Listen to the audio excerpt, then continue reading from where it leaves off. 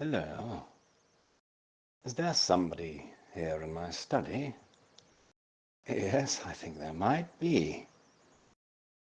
Well, whomever is here, my name is Charles. Oh, yes, I do see. So lovely spirits. Well, I see one, and I'm not sure. I guess I'll call you Norman, unless I receive a signal that your name is something else. Mrs. Hensley and a little jolly blue spirit named Dorothea. Well, hello there. My goodness, you are friendly, aren't you? Well, I'm so glad you're here. You see, I'm a writer. As I said, my name is Charles, and as a writer, sometimes you lead a rather lonely life. Not complaining, of course, but, sometimes sending written missives back and forth and in a void. Well, it can get rather lonely. I'm sure you don't know what that's like. Well, I'm glad you're here, because this is the time of year where I give a recital of one of my favorite stories, and no matter what form you are taking or what name you possess, we are sharing this time and this space. Well, it is. Well then, excuse me there, Hensley. I'm going to walk right past you. I don't mind walking through you, as long as you don't mind. Ah, there. Good to you. You're already locomoting about. Well, I see you're getting used to your spirit power, as I guess we'll call it for the evening. Yes, flitting about, growing and shrinking. I believe that's one of your powers as well. A little spirit light that you can shine on the performance, if you care to see it in there at all. And don't worry, you won't affect the performance for anyone else. Now, how did you come across this spirit power? Well, it was through a new logical capacity. How do I explain this? Let's see. But do you see that lovely, strange piece of technology over there on the table? Yes, that's the magic lantern. It's actually rather old, from when I was a boy. I used to watch storytellers, much as I'm going to be in a moment, paint pictures where the projections of colored light would accompany. Oh, that was lovely. And then over here and over here, there's a bit more of a modern invention. A stereoscope that allows you to witness photography in 3 dimensions. Yes. Well, tonight, technological accompaniment by some of our friends at Agile Lens, we will present a kind of stereoscopic magic lantern show. That does sound complicated, doesn't it? Well, it can be, and it is rather experimental. So if we do lose this spirit connection that we are sharing, merely send us an electronic missive and we shall try to rectify it. Oh, and another little teal spirit has joined us. Hello. And if you didn't have time to assign yourself a name, I guess I'll call you Ashcroft. I'm not sure if you still have time. So I think that covers everything. Our projectionists should be listening along. Beauregard, can you hear me? Yes? Before we begin, 2 last little questions. You see, I wanted to know, does anybody here especially enjoy the holidays? Anybody at all? Oh, we've got another one. Just come closer so I can see you. This little spirit here, yes. Who here, let me ask you again, who here enjoys the holidays, yes? No, okay, this one here seem to be avoiding the question. I see some nods over here, but nobody's that enthusiastic. My goodness, well, I don't blame you, because the holidays can be a rather melancholy time, yes, for some. Here's another question, perhaps this will be a little more enthusiastic. You see, tonight's story is a ghost story, so I wanted to ask, does anyone here believe in ghosts? Do you think it's all a bit of... Ah, I see. Oh, my. Oh. Don't you seem a little bit more ambivalent? On the fence, perhaps. All right. the rest of you may want to pay attention to the story. Now, time's arrived, so I want to make sure, is everyone ready? I can see you nodding or shaking your heads. You're not ready, Hensley. All right. But the rest of you are.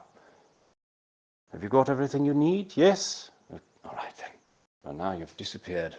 All right, well, perhaps the spirit connection will be restored if the rest of you are here. I believe it's time, and we shall begin.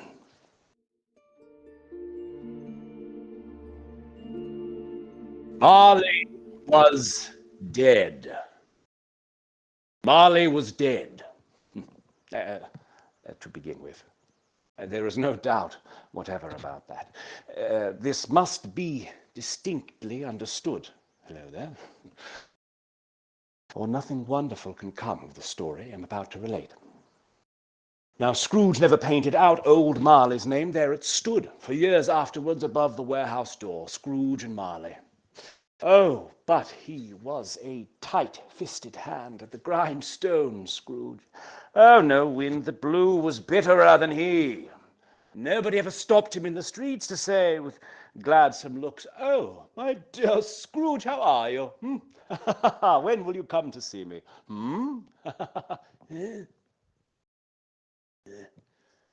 Bah! Oh, dear. But honestly, what did Scrooge care? This was the very thing he liked, to edge his way along the crowded paths of life, warning all human sympathy to keep its distance. Once upon a time, of all the good days of the year, on Christmas Eve, old Scrooge sat busy in his counting house. Now the door was open that he might keep an eye upon his clerk, who in the next cell beyond was copying letters. Now Scrooge had a very small fire, but the clerk's fire was so very much smaller that it looked like one coal. A Merry Christmas, Uncle. God save you. Now, this was the voice of Scrooge's nephew, who came upon him so quickly that this was the first intimation he had of his approach. Ah!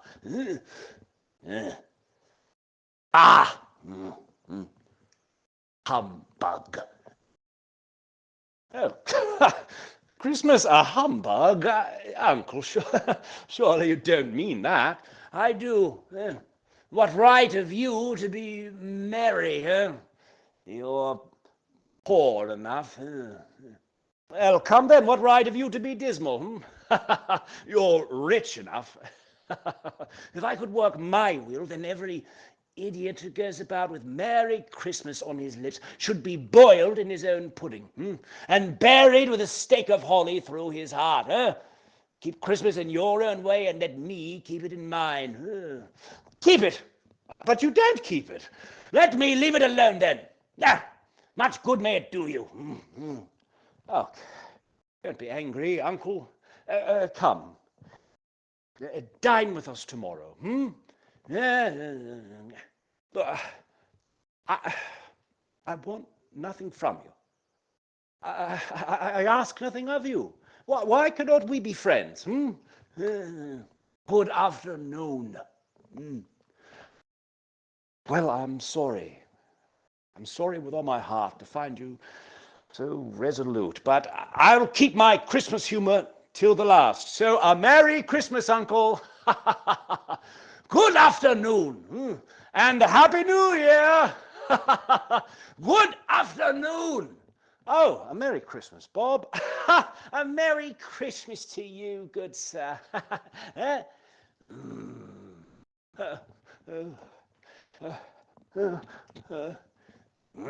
There's another fellow, my clerk, with 15 shillings a week and a wife and family, talking about a Merry Christmas. Ha! I'll retire to Bedlam. This lunatic, in letting Scrooge's nephew out, had let another gentleman in. He was portly, but pleasant to behold, and now he stood and tipped his hat to him. Yes, Scrooge and Marley's, I believe. Have I the pleasure of addressing Mr. Scrooge or Mr. Marley? Mr. Marley has been dead these 7 years. Oh dear. Uh, well, at this festive season of the year, Mr. Scrooge, it is more than usually desirable that we should make some slight provision for the poor and destitute, who suffer greatly at the present time. Many thousands are in want of common necessaries, and many hundreds of thousands are in want of common comforts, sir. A few of us are endeavouring to raise a fund to buy the poor some meat and drink and means of warmth. No. Oh. Are there no prisons? Ah, well, there are plenty of prisons. Oh, and the union workhouses. Are they still in operation? They are. Still, I wish I could say they were not. Oh! I was afraid from what you had said before that something had happened to stop them in their useful course. I'm very glad to hear it. I don't make merry myself at Christmas, and I can't afford to make idle people merry. I help to support the establishments that I just mentioned. They cost enough, and those who are badly off must go there. But many can't go there. So, and many would rather die. If they would rather die, they had better do it and decrease the surplus population. Good afternoon, sir. Seeing clearly that it would be useless to pursue their point, the gentleman withdrew. Meanwhile, the fog and darkness thickened. At length the hour of shutting up the counting-house arrived, and with an ill will Scrooge dismounted from his stool and tacitly admitted the fact to the expectant clerk.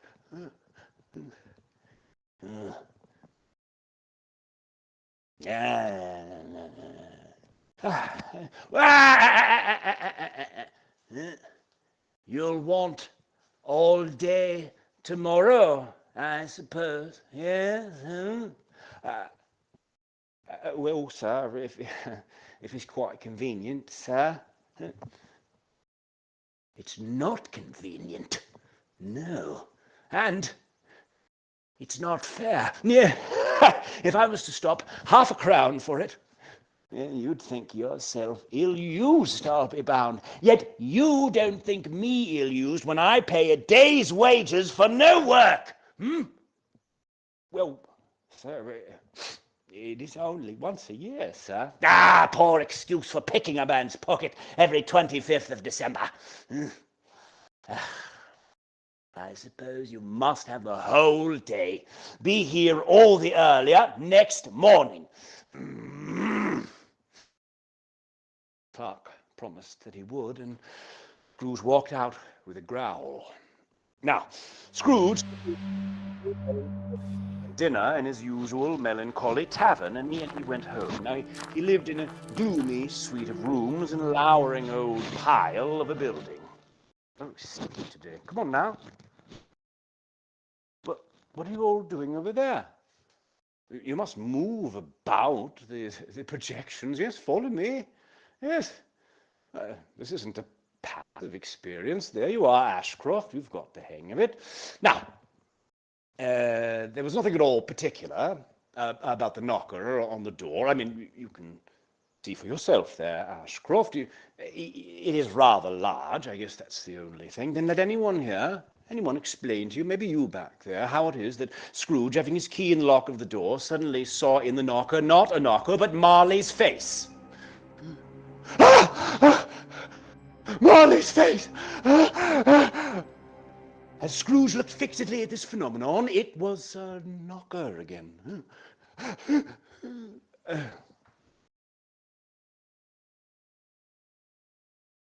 Pooh. Scrooge was not a man to be frightened by echoes, but he walked through his rooms just to make sure that all was right.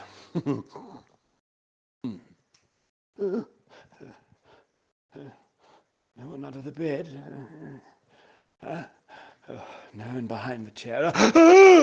No one in his dressing gown, which, well, Hensley, as you can see, it is hanging in a rather suspicious attitude against the wall.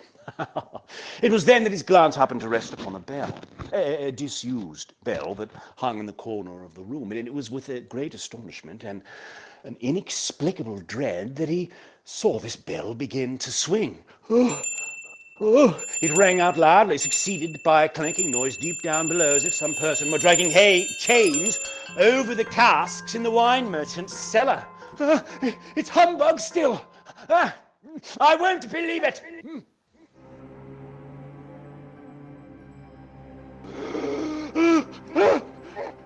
How now? What do you want with me? Much. Who are you?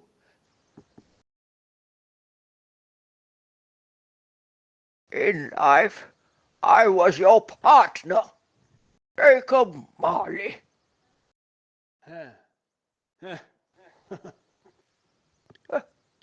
You don't believe me. I don't. Why do you doubt your senses? Well, because a little thing affects them. Huh? A slight disorder of the stomach makes them cheats. Why, you might be an undigested bit of beef, a crumb of cheese, a fragment of an underdone potato. Why, there's more of gravy than of grave about you, whatever you are. Mercy. Mercy. Dreadful apparition, why do you trouble me? Man of the worldly mind, do you believe in me or not? I do. I must. You are fettered. Tell me why. I wear the chains I forged in life. I made it link by link and yard by yard. I girded it on of my own free will, and of my own free will I wore it. But you know the weight and length of the strong coil you bear yourself. It is a ponderous strain. Oh, Jacob Marley, tell me more. Speak comfort to me, Jacob. I am here tonight to warn you that you have yet a chance and hope of escaping my fate. A chance and hope of my procuring Ebenezer. Oh, yeah, you always were a good friend to me, thank you. You will be haunted by 3 spirits. Is that the chance and hope you mentioned, Jacob? It is. I think I'd rather not. Without their visits, you cannot hope to shun the path I tread. Expect the first tomorrow when the bell tolls. One. Couldn't I take them all at once and have it over with, Jacob? Expect the second on the next night at the same hour. The third upon the next night when the last stroke of 12 has ceased to vibrate. Look to see me no more. Yeah. And look that, for your own sake, you remember what has passed between us.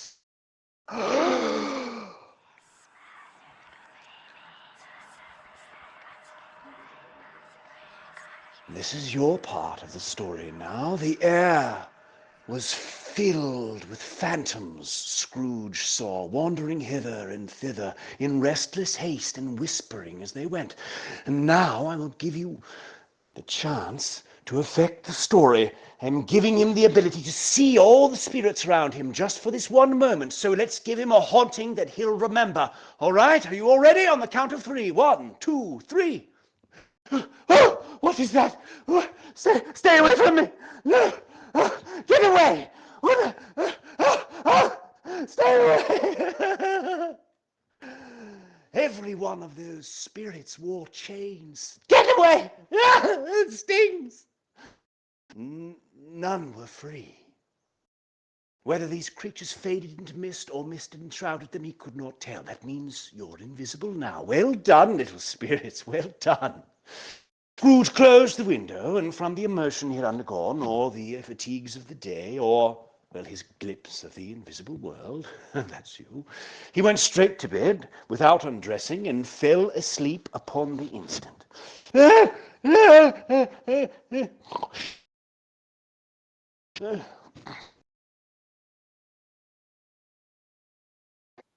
Goodness, that was lovely.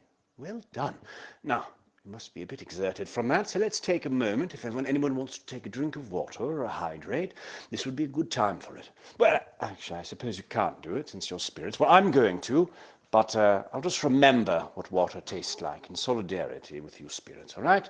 We'll take a moment right now.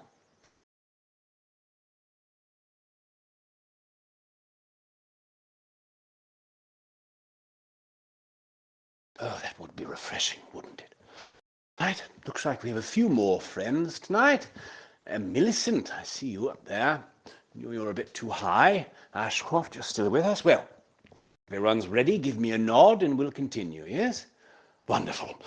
Now, when Scrooge awoke, it was dark, and he was endeavouring to pierce the darkness when the chimes of a neighbouring church struck. Well, the ghost had, of course, warned him of a visitation, and the bell tolled 1, you remember, just a moment ago. He resolved to lie awake until at length it broke upon his listening ear with a deep, dark, hollow, melancholy 1. Light flashed up in the room upon the instant, and the curtains of his bed were drawn aside.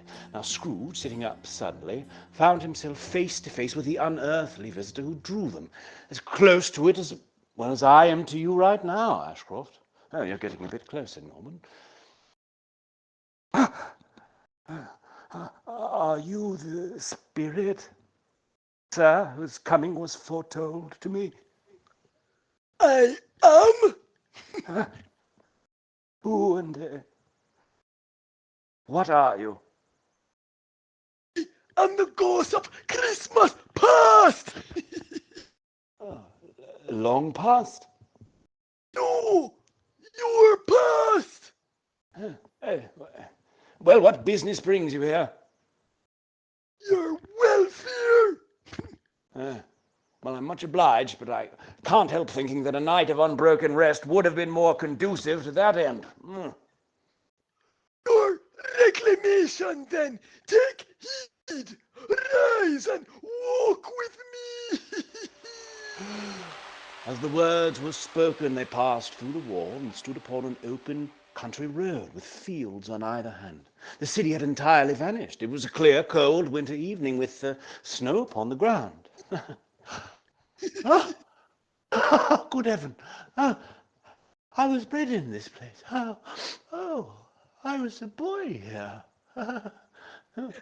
Your lip is trembling, and what is that upon your cheek? A pimple. I beg of you, lead me where you will. You recollect the way? I remember it. I could walk it blindfolded. Strange to have forgotten it after so many years. Let us go on. They walked along the road, Scrooge remembering every post and gate and tree, until a little market town appeared in the distance. Look, Norman, it's right over there. You can see it over the hill with its bridge and its church and its winding river. The school is not quite deserted. A solitary child, neglected by his friends, is left there still. I know. Entering the dreary hall, there was a chilly bareness in the place, which associated itself somehow with too much getting up by candlelight and, not too much to eat. The door at the back of the house disclosed a long, bare, melancholy room, made barer still by lines of plain desks, and at one of these a lonely boy was reading near a feeble fire, and Scrooge wept to see his poor forgotten self as he used to be. Oh,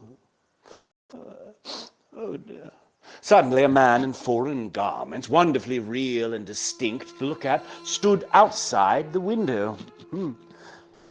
With an axe stuck in his belt and leading by the bridle a donkey laden with wood. Oh, hello.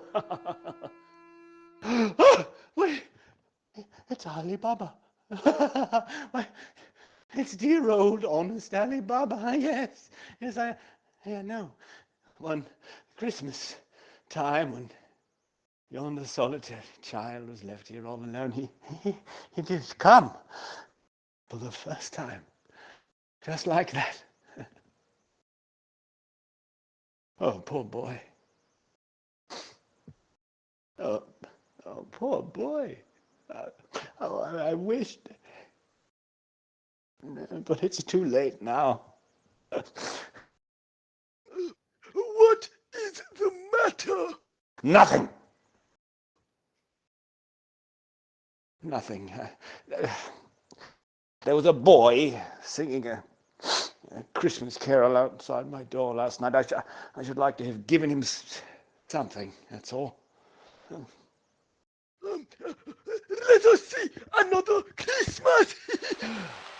But that moment left the school behind them. They were now in the busy thoroughfares of a city. Now here too it was Christmas time again. The ghost stopped at a certain warehouse door. Do it! Know it. Ha! I was apprenticed here.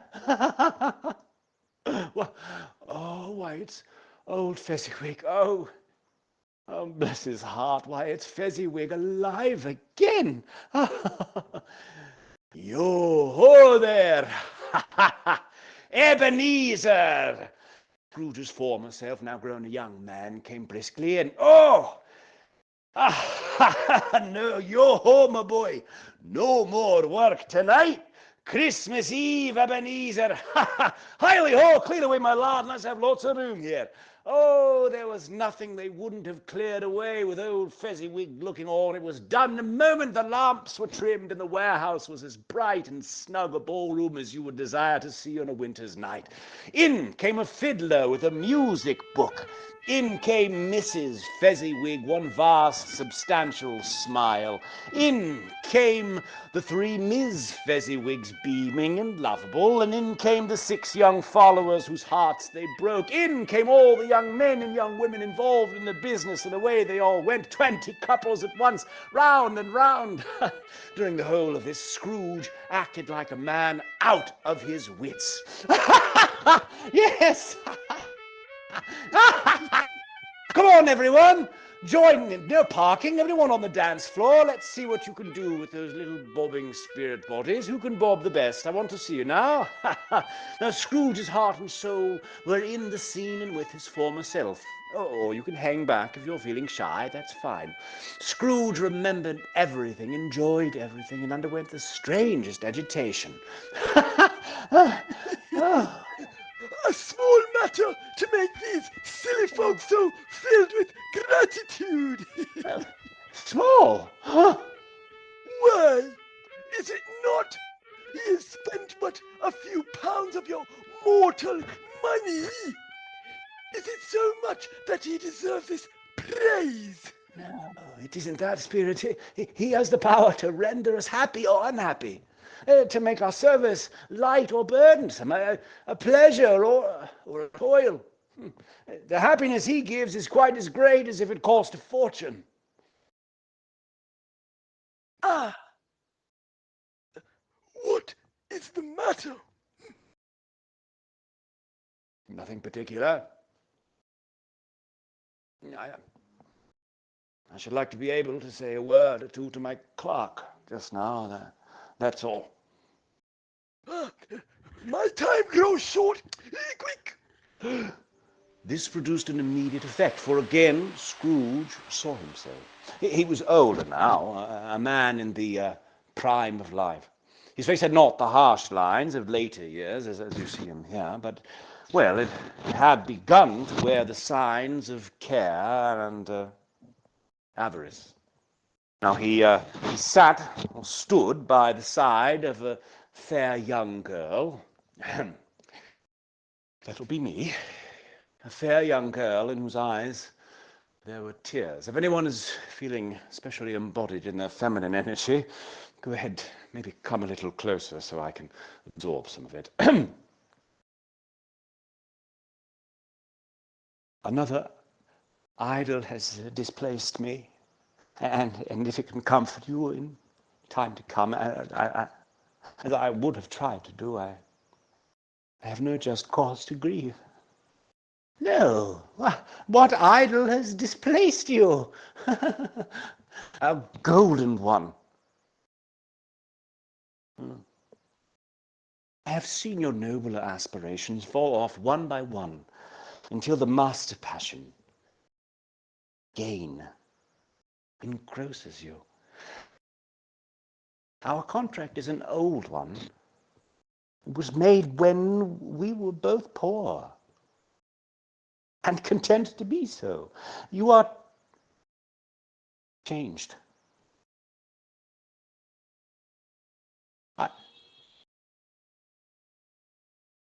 I release you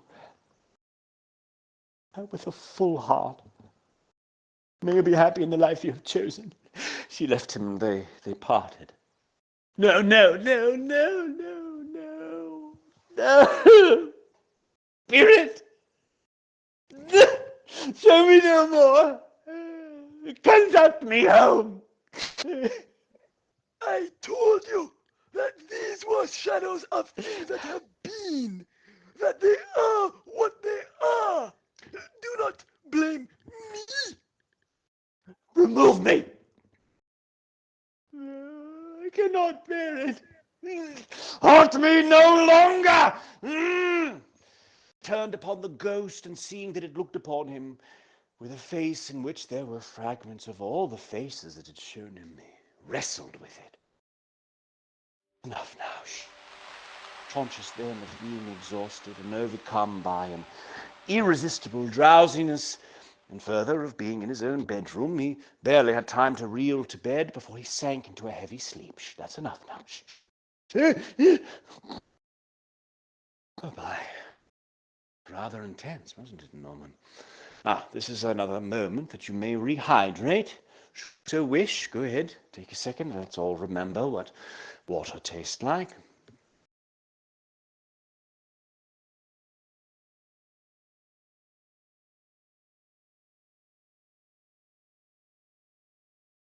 Nothing. Carry on. Awakening in the middle of a prodigiously tough snore, Scrooge felt that he was restored to consciousness in the right... Come on now, don't be lazy bones. We've got a story to tell. He was restored to consciousness in the right nick of time for the special purpose of holding a conference with the second messenger dispatched to him. When the bell struck one, softly in his slippers, and shuffled to the door. Now, it was his own room. There was no doubt about that, but it had undergone a surprising transformation. The walls and ceiling were hung with living green, that it looked a perfect grove, from every part of which bright gleaming berries glistened.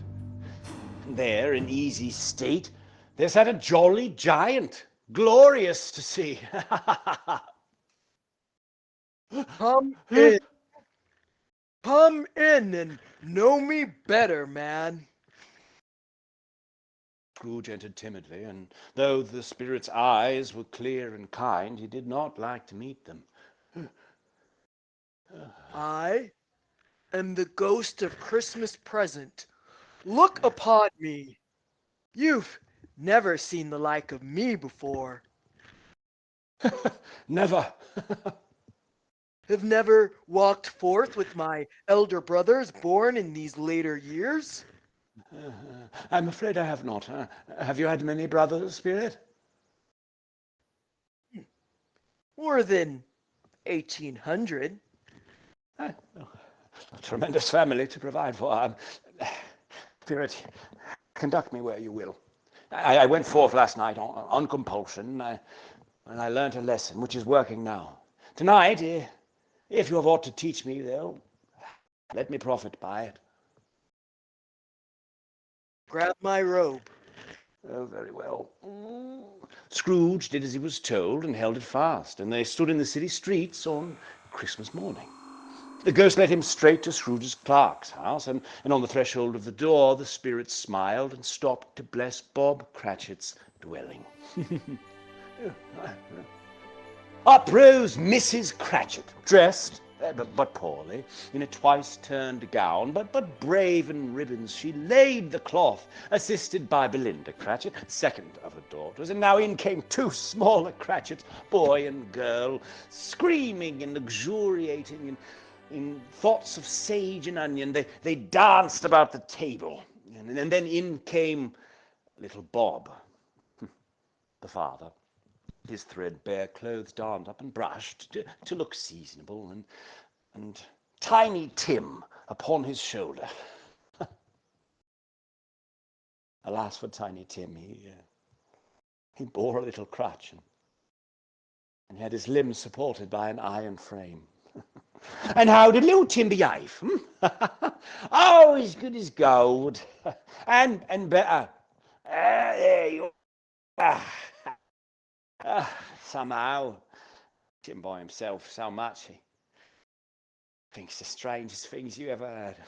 He told me, coming home, that he hoped the people saw him in the church because it might be pleasant for them, Christmas Day, to remember who it was that made lame beggars walk and blind men see. Bob's voice was tremulous as he told them this, and it trembled even more when he said that Tiny Tim was growing strong and hearty. Mrs. Cratchit left to take the pudding up, and in half a minute she entered, flushed but smiling proudly. Oh, a wonderful pudding. Come on, everyone, gather round, take a seat for dinner. Come on, come down. You there, floating up so high. Yes, everybody had something to say about it, but nobody said or thought that it was at all a small pudding for such a large family. No, it would have been flat heresy to do so. At last, the dinner was all done, the cloth was cleared, the fire made up, and the whole Cratchit family drew round the hearth. Come on, my dears, come on now. I'll give you Mr. Scrooge, the founder of the feast. The founder of the feast, indeed. I wish I had him here. I'd give him a piece of my mind to feast upon, I would. My dear, the children, huh? Christmas Day. It should be Christmas Day, I am sure, on which one drinks the oath of such an odious, stingy, unfeeling man as Mr. Scrooge. I'll drink his health for your sake and the day's, but not for his. A Merry Christmas and a Happy New Year. Ha! He'll be very merry and very happy, I have no doubt. It was the first of their proceedings which had no heartiness. Scrooge was the ogre of the family. Mention of his name cast a dark shadow over the party, which was not dispelled for a full 5 minutes, but after it had passed, they were 10 times merrier than before. Oh, a Merry Christmas to us all, my dears. God bless us. God bless us, everyone, said Tiny Tim. Spirit, oh, Spirit, tell me if Tiny Tim will live. I see a vacant seat in the poor chimney corner, and a crutch without an owner carefully preserved. If these shadows remain unaltered by the future, the child will die. No, no. Oh, kind spirit, say he will be spared. What then? If he be like to die, he had better do it and decrease the surplus population. Man, if man you be in heart, forbear that wicked cant until you know what the surplus is and where it is. Will you decide what men shall live and what men shall die? It might be that, in the sight of heaven, you are more worthless and less fit to live than millions like this poor man's child. Scrooge bent his head before the ghost's rebuke, and trembling cast his eyes upon the ground. Then Scrooge and the spirit were again upon their travels. Much they saw, and far they went, and many homes they visited, but always with a happy end. The spirit stood beside sick beds, and they were cheerful. Poverty, and it was rich. In almshouse, in hospital, in jail, in miseries, every refuge, the spirit left his blessing. It was a long night, if it were only a night, but Scrooge had his doubts of this because the Christmas holidays appeared to be condensed into the space of time they passed together. Yeah. Oh. It was then that Scrooge looked about him for the ghost and saw it not.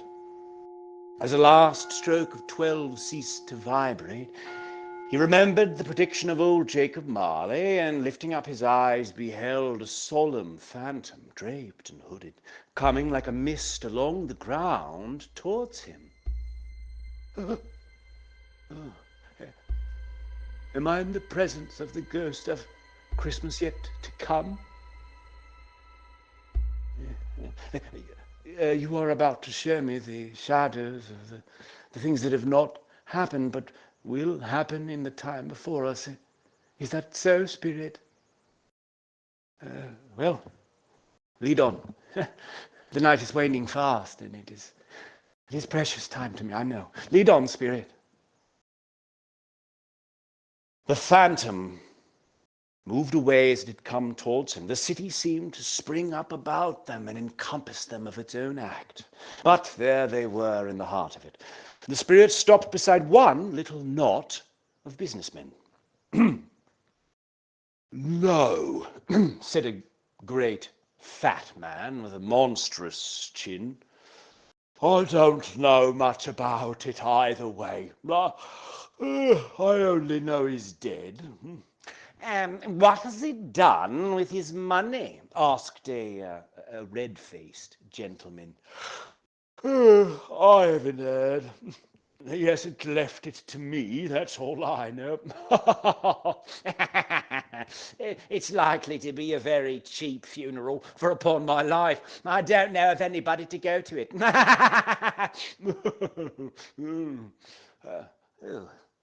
I know those men. Phantom glided on. It was then that they went into an obscure part of town where Scrooge had never penetrated before. Sitting in amongst the wares that he dealt in was a grey-haired rascal. Scrooge and the Phantom came into the presence of this man just as a woman with a heavy bundle slunk into the shop.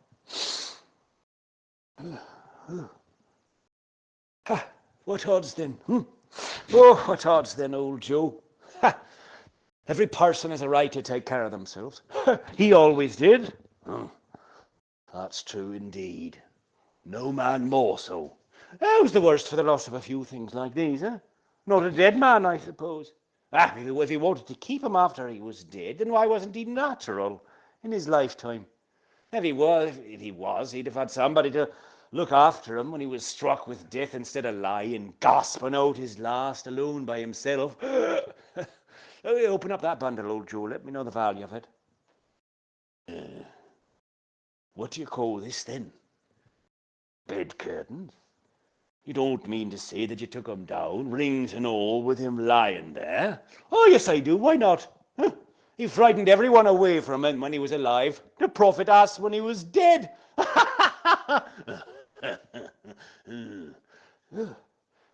Spirit, I see the case of this unhappy man might be my own. My life tends that way now. Yeah. Oh, merciful heavens, what is this? He recoiled in terror, for the scene had changed again, and now he almost touched a bed. A bare, uncurtained bed, on which, beneath a ragged sheet, there lay a something covered up. A pale light fell straight upon the bed, and on it, unwatched, uncared for, was the body of this man. Scrooge glanced towards the phantom, but its steady hand pointed toward the head. Spirit, this is a fearful place. In leaving it, I shall not leave its lesson. Trust me. Let us go, I beseech you. Let me see some tenderness connected with the death. Ghost conducted him through several streets now familiar to his feet. They entered poor Bob Cratchit's house and found the mother and the children seated around the fire. Quiet. Very quiet. And I wouldn't show weak eyes to your father when he comes home, not for the world. I think he has walked a little slower than he used these last few evenings. I've known him walk with Tiny Tim upon his shoulder very fast indeed. But he was very light to carry, and his father loved him so that it was no trouble. No trouble. Oh, there's your father at the door. Bob was very cheerful with them and spoke pleasantly to all the family. Oh, my dear, I wish you could have gone. I would have done you good to see how green a place it is. You'll see it often. Promised him that I would walk there on a Sunday. Oh, my little child. Oh, my little child. Yes, something informs me that our parting moment is at hand. I know it, but I know not how. Tell me what man that was whom we saw lying dead. The phantom led him through an iron gate to a churchyard. The spirit stood amongst the grave and pointed down to one.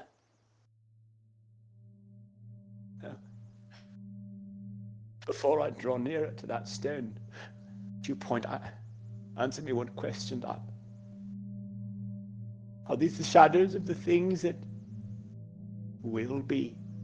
Or are they the shadows of the things that may be only? Spirit was immovable as ever, and following the finger, Scrooge read upon the stone of the neglected grave.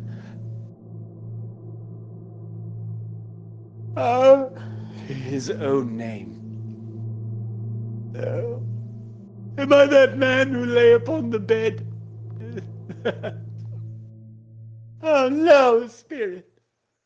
Why show me this if I am past all hope?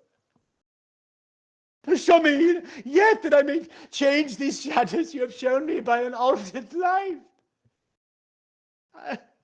I will honor Christmas in my heart and try to keep it throughout the year. I will live in the past and the present and the future. I will not shut out the lessons that they teach. Oh, tell me I may sponge away the writing on this stone. In his agony, he caught the spectre's robe, but the spirit repulsed him. Holding up his hands in a last prayer to have his fate reversed, he saw an alteration in the phantom's hood and dress. It shrunk, collapsed, and dwindled down into a bed. Oh! And the bedpost was his own. The bed was his own. Oh, best and happiest of all, the time before him was his own to make amends in. Oh, spirit of all three shall strive within me. Oh, Jacob Marley, heaven and the Christmas time be praised for this. Shadows of the things that would have been, they may be dispelled. They may be dispelled. No, they will be. I know they will. Oh, I'm as light as a feather. I'm as happy as an angel. I'm as merry as a schoolboy. Hello, Whoop. Hello there, Whoop. What's today, my fine fellow? Today. Well, why, it's Christmas Day. It's Christmas Day. I haven't missed it. The spirits have done it all at one night. Oh, do you know the poulterers in the next street at the corner? Do you know the prize turkey that was hanging there? Yeah, not the little one, the big one. Yes, go and buy it and have them bring it here. Oh, they shan't know. I'll send it to Bob Cratchit. They shan't know who sends it. It's twice the size of Tiny Tim. Oh, hello, Whoop. Merry Christmas, has the turkey. Why, that's much too big to carry it at Camden Town. You must have a cab. Oh, the chuckle with which he said this, and the chuckle with which he paid for the cab, and the chuckle with which he recompensed the boy were only to be matched by the chuckle with which he sat down breathless in his chair again and chuckled till he cried. He had not gone far until at last he got out into the streets, and coming on towards him, he beheld the portly gentleman who had come into his counting-house the day before. Oh, dear, not him. Ah, my dear sir, how do you do? I hope you succeeded yesterday. It was very kind of you. Oh, and up, Merry Christmas to you, sir.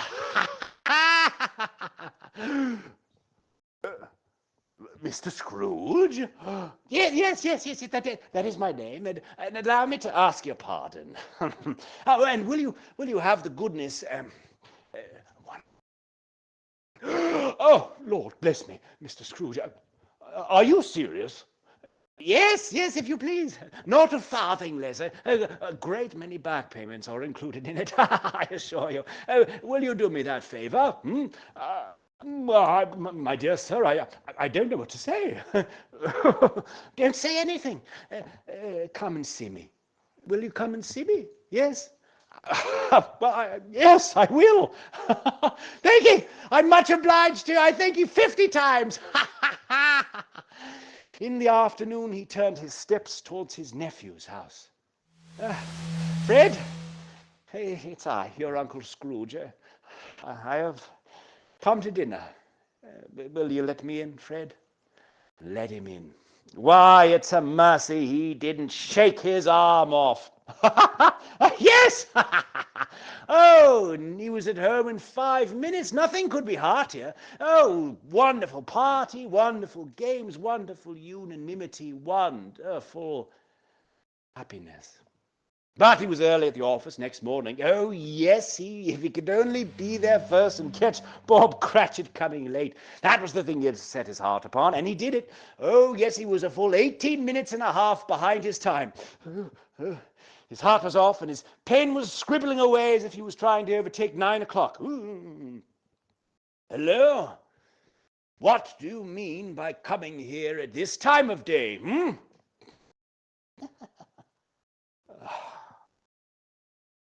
I'm very sorry, sir.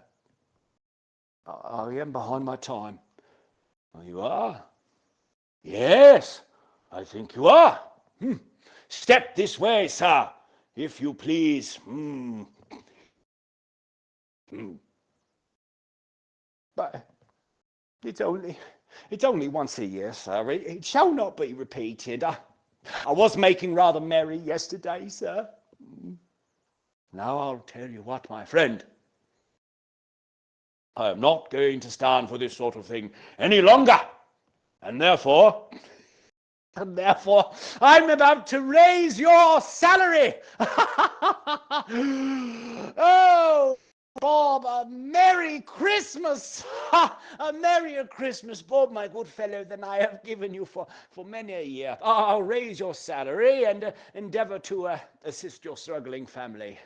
And we shall discuss your affairs this very afternoon over a bowl of smoking Bishop Bob Cratchit. Ha ha ha ha! Oh, Scrooge was better than his word. He did it all and infinitely more. And to Tiny Tim, who did not die, Norman, I could tell you were rather concerned about that. To Tiny Tim, Scrooge became a second father. Yes, he was as good a friend and as good a man as the good old city knew. Some people laughed to see the alteration in him, but he let them laugh, and, well, little he heeded them, for his own heart laughed, and that was quite enough for him. He had no further encounter with spirits as yourself, and it was always said of him that he knew how to keep Christmas well. If any man alive possessed the knowledge, may that truly be said of us, and of all of us. And so, as Tiny Tim observed, God bless us, every one.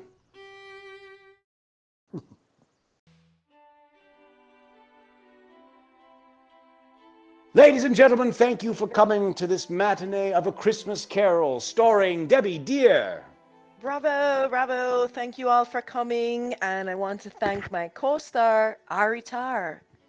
And of course, our entire staff of gaming design engineers and theater personnel who you'll see in the credits when we say goodbye. But right now, you can actually ask us questions and we can hear you by holding down the A button on your controller.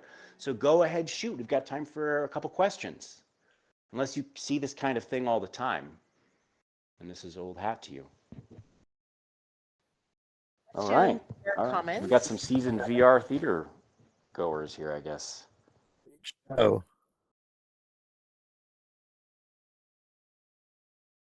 Did I hear somebody say something? I heard an exclamation, I think. Well, let's hear more as we walk over to the lovely Yule log over here in the corner by the tree. Come on, everyone. What was that you said? Come on over. Whoop, I'm walking through you. I'm walking through you. Hi there, Dorothea. Welcome. All right. For our question, for our final Q&A, go ahead and these lovely glowing balls of light. You may adore our tree if you want to get into the Christmas spirit or not. It's up to you. What do you think, Ashcroft, Dorothea, and what are your real names? Because I don't think you typed them in, so I have no idea what they are. Ooh, Norman is being the top ornament. Love it. Oh, you're the angel. Well Tarr. done, Norman. All right. No one's feeling very vocal. I think that's just fine. Everyone, go ahead and wave to our live stream camera operator, Jackie, and we'll say happy holidays. Thanks for coming, everyone. Thanks for Happy our holidays. Thank you.